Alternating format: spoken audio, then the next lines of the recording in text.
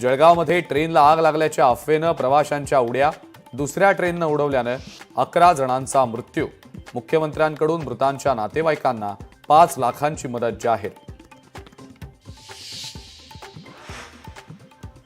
वाल्मिक कराडची बीडच्या जिल्हा कारागृहात रवानगी. बीड कारागृहात कराडचा 14 दिवस मुक्काम.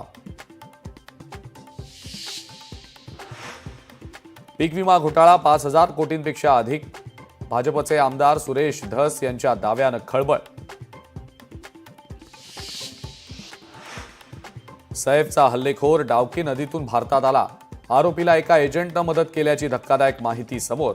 एजंटनं आरोपीला एक सिम कार्ड सुद्धा दिल्याची माहिती. केंद्रीय गुप्तचर यंत्रणांचा राज्यातल्या नागरिकांना सतर्क राहण्याचा इशारा. सैफ अली खानवर बांगलादेशी आरोपीकडून हल्ला झाल्यानंतर सतर्क राहण्याच्या सूचना.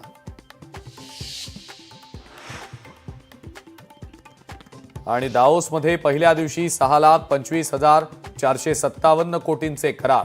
मुख्यमंत्री फडणवीसांनी अनेक कंपन्यांच्या प्रमुखांच्या घेतल्या भेटी. टाटा समूह 30,000 कोटींची गुंतवणूक करणार.